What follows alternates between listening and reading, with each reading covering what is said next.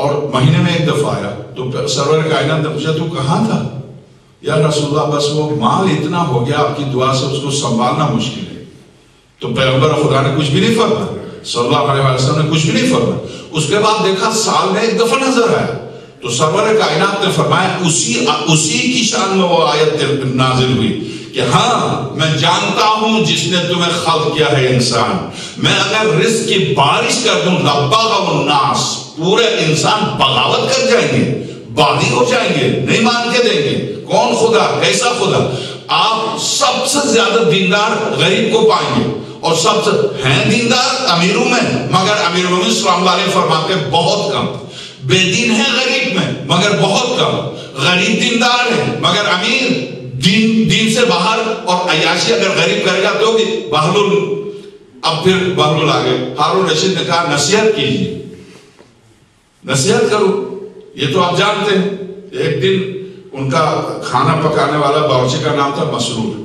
مسرور سے ہارون نے کہا ایسا کھانا پکا لے کہ بہلول تڑپ کے کھا لے.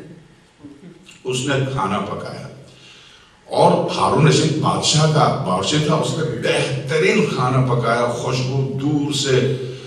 واقعا ہم جیسے لالچی انسان کو دور سے خوشبو آئے تو دوڑے کھانا آ رہا. بہلول خرابے میں تھے, یہ مسرور کھانا لے کے گیا گرم کر, اور بھاپ نکل رہی, خوشبو آ رہی. بہلول اپنے کیاریاں بنا رہا تھا, مسرور تھا. وہ کھانا لے کے گیا, بہلول نے کہا کون ہے؟ جانتے تھے کون ہے؟ مسرور. ہاں ہارون رشید کا باورچی. ہاں ہارون رشید نے تیرے لیے کھانا بھیجا. میرے لیے کھانا بھیجا؟ نہیں. اچھا رکھ دو نیچے. رکھا. سیدھے لے کے گئے, یہاں بہلول ہوتے تھے, وہاں پر ایک کتیا ہوتی تھی خرابے میں, لے جا کے کتیا کے سامنے رکھ دیا. مسرور نے کہا کہ یہ تو نے کیا کیا؟ خلیفہ نے تیرے لیے خاص طور سے کھانا پکایا. تو بہلول خاموش. اگر تو نے کہا خلیفہ نے اور کتیا نے سن لیا, وہ بھی نہیں کھائے. نفس کی بلندی, نفس کی بلندی کہ ہارون کھانا پکا کے بہلول کو ایک وقت کے کھانے سے خریدے, اس سے بہت بلند ہے بہلول. کہیں تربیت ہوئی اس کی, وہ اس سے بہت بلند ہے. کہاں ایک لقمے اور ایک وقت کے کھانے کے لیے بہلول کو.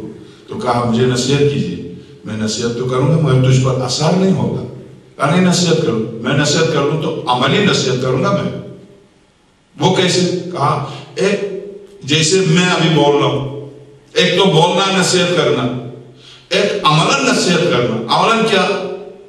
کہا اچھا ابھی آپ اسی وقت لکڑی منگوائیے, آگ منگوائیے, یہی روڈ پر ہارون کہیں جا رہا تھا, یہی راستے میں آگ روشن کیجیے کیونکہ تو نے نصیحت کا مجھ سے تقاضا ہے, یہی آگ روشن کیجیے. وہ کیوں؟ کہا تو نے کہا نصیحت کر. میں نصیحت کرتا ہوں. آیا آگ لے کے آیا, فوراً روشن کیا, اس کے اوپر کہا چھوٹا سا توا منگوا لو, توا میں رکھ دو, گرم ہوا. بہلول توے کے اوپر چڑھا اور چڑھ کے کہا بہلول سرکہ خرابہ اتر گئے. بہلول سرکہ خرابہ اتر گئے. ہارون سے کہا صرف تو نے آج جو ناشتہ کیا اس کے اوپر آ کر حساب دے. جو تو نے ناشتہ کیا, میرا تو کچھ بھی نہیں ہے, سرکہ تھا, میں تھا, خرابہ تھا, میں نے حساب دے دیا.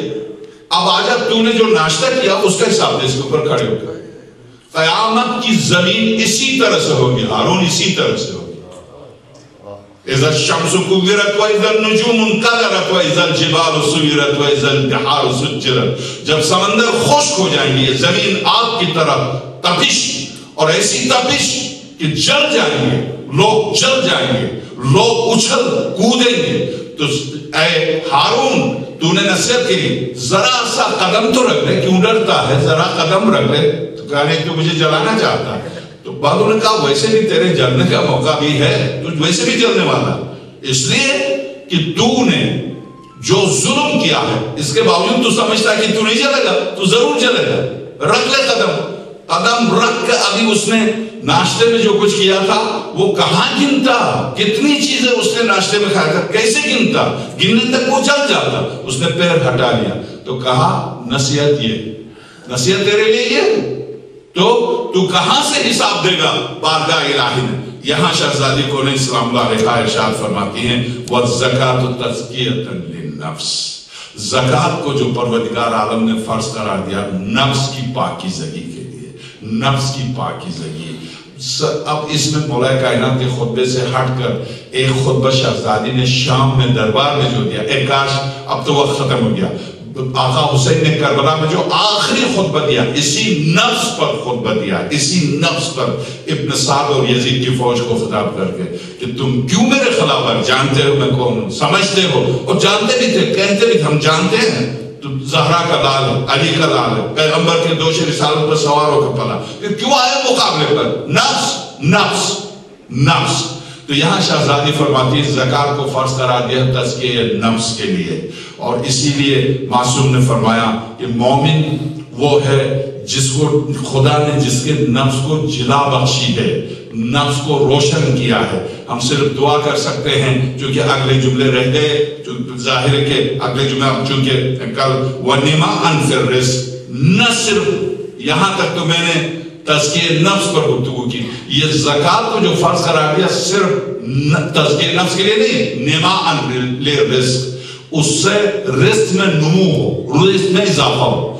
زکوٰۃ دینے سے، زکوٰۃ سے مراد خمس و صدقات و خیرات مطلقاً خیرات ہے، زکوٰۃ دینے سے رزق میں نمو ہوتا ہے۔ کیسے؟ میرے پاس $100 تھے، 20 میں نے خمس کے دے دیے، اب میرے پاس 80 رہ گئے، کیسے نمو ہوتا ہے اس میں اضافہ کیسے ہوتا ہے؟ شہزادی فرماتی ہے درست ان کے جوتے بھی ہمارے سروں پر، مگر جب 100 سے میں نے 20 دیے 80 رہ گئے، نما کیسے؟ شہزادی فرماتی ہے زکوٰۃ کا فلسفہ تزکیہ نفس کے علاوہ خود تمہارے مال میں اضافے کا سبب بنتا ہے۔ خمس دینے سے تمہارے مال میں اضافہ ہوتا ہے، مال میں کمی، بظاہر تم نے 100 میں سے 20 دیے، 80 رہ گئے، مگر شہزادی سلام اللہ علیہ فرماتی ہے یاد رکھو کہ جب درخت، اس خطبے کی شرح، یہ شرح پوری میرے سامنے رکھی ہوئی، وہ بھی آیت اللہ منتظری مرحوم کی شرح رکھی ہوئی، اس کی کیا شرح؟ کیسے؟ یہ ہر جب آپ درخت لگاتے ہیں تو درخت کو جب آپ کاٹتے ہیں، درخت کو جب کاٹتے ہیں تو اس کے تنے سے جو غذا ملتی ہے وہ غذا صحیح ٹہنیوں تک پہنچتی ہے اور صحیح پھل دیتا ہے وہ درخت۔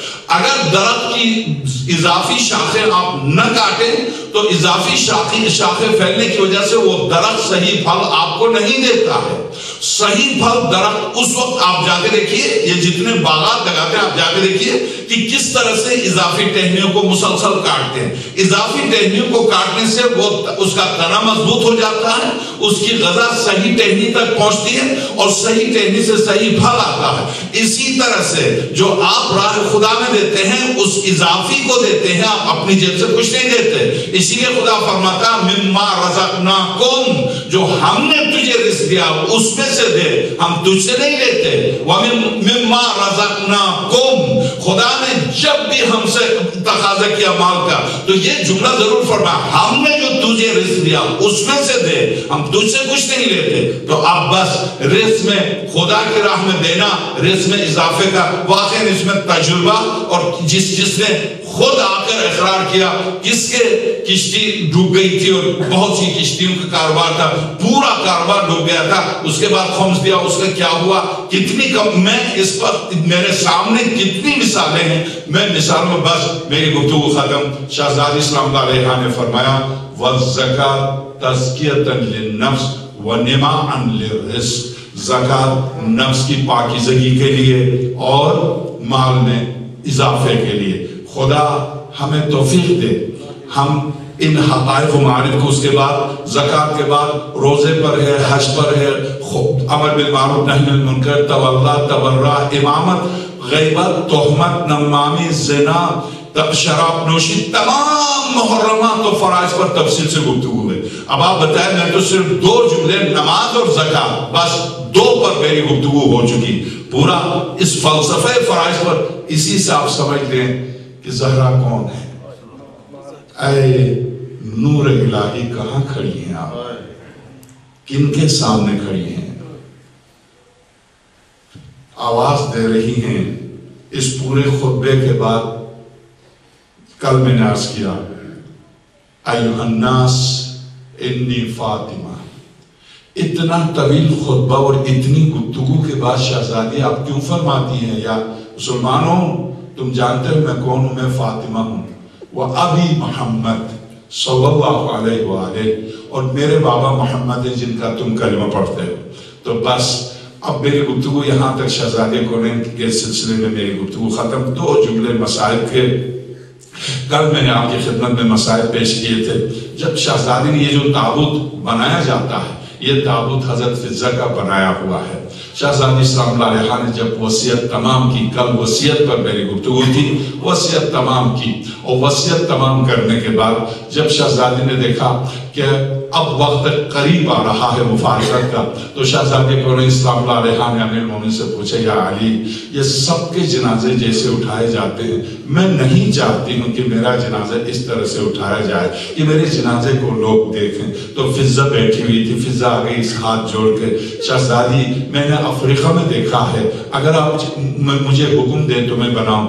حضرت فضہ نے اس تابوت کو بنایا تو شہزادی نے بہت پسند کیا, دونوں ہاتھوں کو بلند کر کے فضہ کو دعائیں دی, بلکہ روایت یہ ہے کہ گلے سے لگائے. فضہ کو چاہتی بھی تھی شہزادی, اور اس نے اس دروازے سے قرآن میں تبدیل ہو چکی تھی فضہ سلام اللہ علیہ. واقعاً فضہ, کل میں نے عرض کیا فضہ کی عظمت کے سلسلے میں کہ سورہ حبطہ اگر شہزادی کے بارے میں ہے تو اس سورہ میں 3 دفعہ فضہ کا نام آیا ہے. اس فضہ نے آ کے کہا شہزادی میں بناتی ہوں, تابوت بنا کے پیش کیا تو شہزادی نے دعائیں دی. اس کے بعد امیر المومنین سے فرمایا یا علی میرا اس طرح سے جنازہ تابوت میں رکھیں کہ میرا بدن کسی کو نظر نہ آنے پائے. یا علی رات کے گپ اندھیرے میں میرا جنازہ اٹھے. تو میں یہاں پر عرض کروں, یہ سب آپ جانتے ہیں مولانا اسماعیل دیوبندی کا شہزادی کی اس مظلومیت پر شیعہ ہونا, اور مصر کا وہ ڈاکٹر عبدالفتاح عبدالمقصود مصری کا الامام علی کے نام سے 4 جلدوں پر کتاب لکھی, حالانکہ اس نام الامام علی ہے مگر اس کا نام اس لیے ہے کہ نیچے لکھا ہوا ہے کائنات کی مظلوم ترین ہستی الامام علی, یہ لکھا ہوا ہے.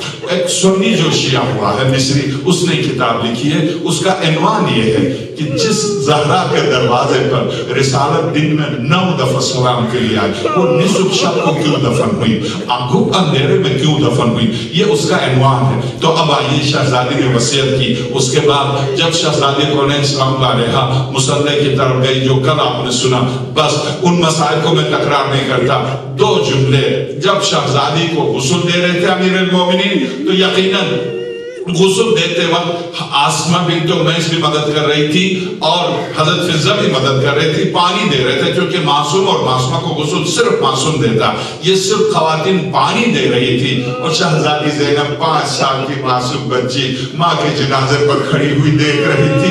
جب مادر گرامی کو غسل دیا جا رہا تھا تو زینب کھڑی دیکھ رہی تھی, اور جب غسل دیا جا چکا اور امیر المومنین نے, میں اب یہاں پر کس طرح سے عرض کروں, جنازے کو چھوڑ کے دیوار کی طرف رخ کر کے جو امیر المومنین نے چیخ مار کے رونا شروع کیا ہے کہ یا رسول اللہ, زہرائے مریم ایک ہاتھ پہلو سے نہیں ہٹا رہی ہے, دوسرا ہاتھ سینے سے نہیں ہٹا رہی ہے. اور جب غسل ہو چکا, اب کفن دیا جا چکا, اب جب جنازہ تیار ہوا تو جب اہل مدینہ آئے تو اہل مدینہ سے امیر المومنین نے وصیت کی شہزادی کی نصف شب کو, یا امیر المومنین مجھے سپرد خاک کرنے کے بعد ایک جو وصیت کی تھی, جب نصف شب کو مجھے تنہا آپ جب دفنائیں گے یا امیر المومنین تھوڑی دیر میرے ساتھ رک جائے گا قبر میں, مجھے فوراً چھوڑ کے نہ جائیے گا.